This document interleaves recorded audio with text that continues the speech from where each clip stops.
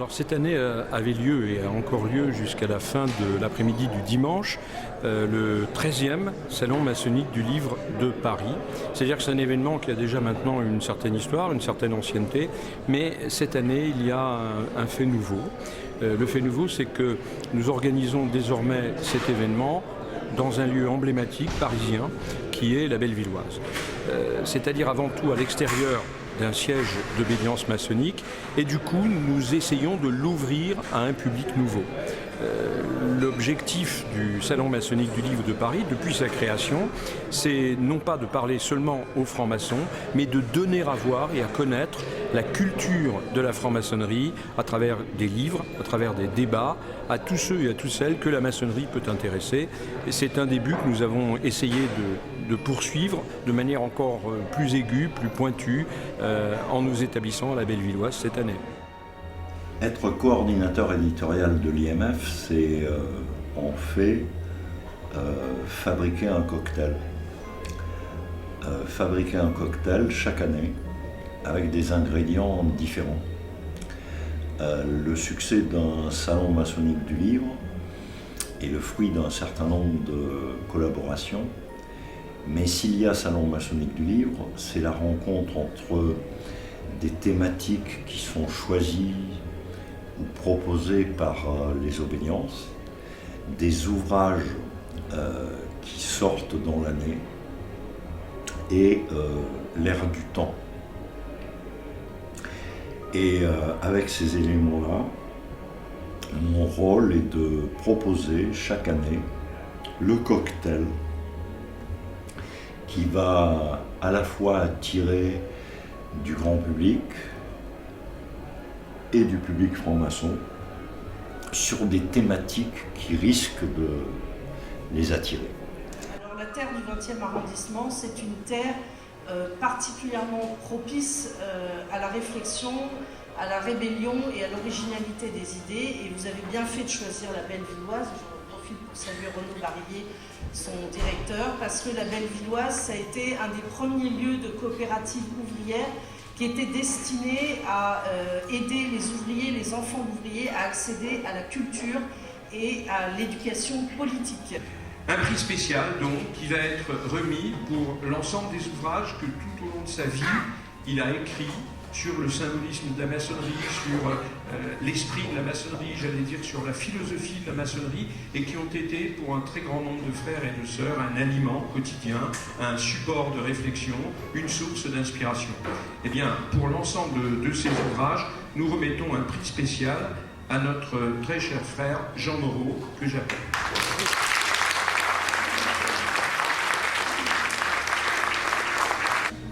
Je voudrais dire que moi j'ai rencontré le pasteur Anderson au Bénin, à Dagbe, en fond, à Dagbe en Yoruba.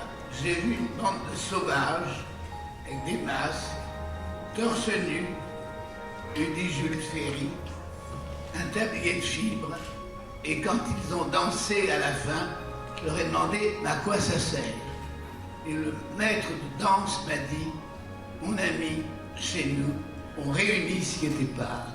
Il y a des vaudouisants, il y a des musulmans, il y a des mécréants, il y a de toutes les croyances. Et en somme, cela me montre que l'humanisme est partout. Et comme disait le camarade Pascal, sa circonférence nulle part. J'ai dit, et je vous remercie. C'est d'abord un grand bonheur de voir ce livre distingué.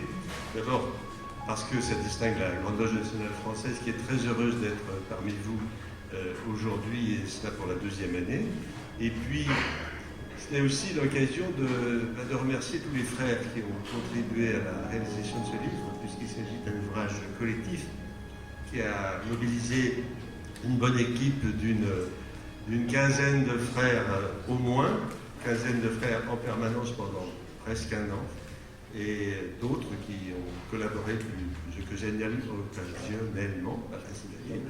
Et je voudrais distinguer parmi eux notre frère archiviste, Francis Delon, qui doit se trouver parmi nous, et qui qui a été un peu notre conscience intérieure, puisqu'elle nous a donné accès à de précieux documents qui se trouvent dans nos archives. Voilà. Alors, comme le président a tous les droits, je voudrais dire effectivement que notre ami Francis Delon est un des grands chercheurs et érudits de la franc-maçonnerie française. C'est en même temps un homme extrêmement modeste, moi j'aurais envie de dire un peu trop modeste, et je suis très heureux que son nom soit associé, car c'est très légitime, à ce très bel ouvrage qui vient d'être primé. Bravo. Ce que vous avez apporté précisément, c'était de séparer l'histoire du mythe et de la légende. Pourquoi? Parce que bien trop de maçons, bien trop de compagnons encore considèrent que le mythe, c'est l'histoire. Non, ce n'est pas l'histoire. Et si on prend le mythe au sens littéral du terme, alors effectivement, on tombe dans l'intégrisme avec tous les risques que cela comporte. Ça, c'est une des choses qu'on a voulu vraiment mettre en exergue dans cet ouvrage. Et montrer également comment les rituels se sont constitués. Ce n'est pas une filiation ininterrompue, ce serait trop beau, ni chez les compagnons, ni chez les maçons. Ce sont des apports successifs dans lesquels ils ont puisé les éléments de leur temps, tant sociologiques que religieux. Ils les ont adaptés, ils les ont compris, ils les ont revisités. C'est ce qui se fait toujours et c'est pour ça qu'on peut parler de traditions qui sont vivantes parce qu'elles évoluent, elles ne sont pas figées. Ce travail sur le féminin, effectivement, je pense que nous avons tous à le mener, cette quête-là, homme ou femme, car comme le disait Jean-François Lariot à l'instant, eh bien, nos noces sacrées, cet androgyne dont nous rêvons, il sera impossible si le féminin est assassiné, tout simplement. Mais il ne l'est pas, ne serait-ce qu'à partir de ce rien, de cette veuve, de ce vide. Il peut croître n'importe où. Merci infiniment pour ce prix, qui prouve, si besoin en était encore, que le thème de l'utopie en général et l'utopie maçonnique en particulier, demeure plus que jamais d'actualité dans une société qu'on qualifie souvent de désenchantée. Merci encore.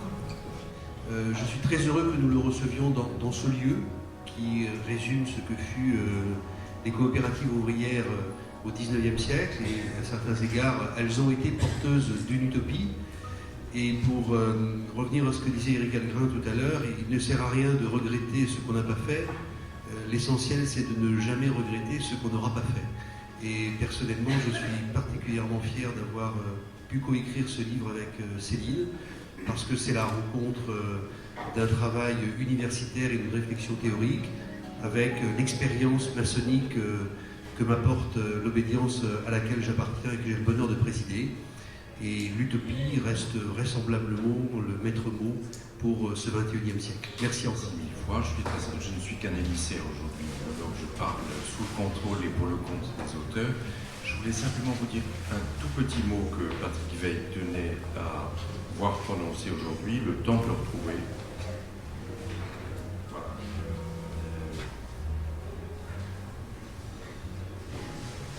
Voilà ce que dit donc Patrick Veil. J'ai écrit ce livre dans l'urgence, les jours et semaines qui ont suivi les attentats de janvier, avec une seule question en tête. Y a-t-il un chemin, une voie qui puisse sortir les Français de leur division mortifère et qui permette de les rassembler? Ce matin, il y avait notamment une table ronde autour du thème « Comment devient-on franc-maçon ?» On voyait bien, l'assistance était importante. Il y avait énormément de personnes qui étaient en demande, non franc-maçonnes, non francs-maçons, et qui avaient besoin de comprendre le fonctionnement et ne pas s'en remettre uniquement à ce qui devient de plus en plus rare, heureusement d'ailleurs, c'est-à-dire les unes des journaux, les marronniers que l'on retrouve une fois par an dans les grandes publications et qui aujourd'hui ont de moins en moins de public potentiel puisque la franc-maçonnerie a quand même très largement ouvert ses portes depuis ces dernières années et qu'un salon comme celui-là contribue bien entendu encore un petit peu plus à lever toutes les ambiguïtés qu'il pouvait y avoir dans les dernières années sur ce qui se pratique dans l'univers de la franc-maçonnerie. Changer de lieu, ne plus être d'ancien siège d'obédience maçonnique, dans une certaine mesure, c'était un pari. Et ce pari est aujourd'hui gagné. parce que nous avons réalisé pendant la journée du samedi une affluence qui était égale à peu près à ce que nous faisions en 2 jours jusqu'à présent. On peut donc raisonnablement estimer que la fréquentation du 13e Salon maçonnique du livre en 2015 atteindra environ 5000 personnes, ce qui clairement en fait aujourd'hui l'événement culturel maçonnique français le plus important.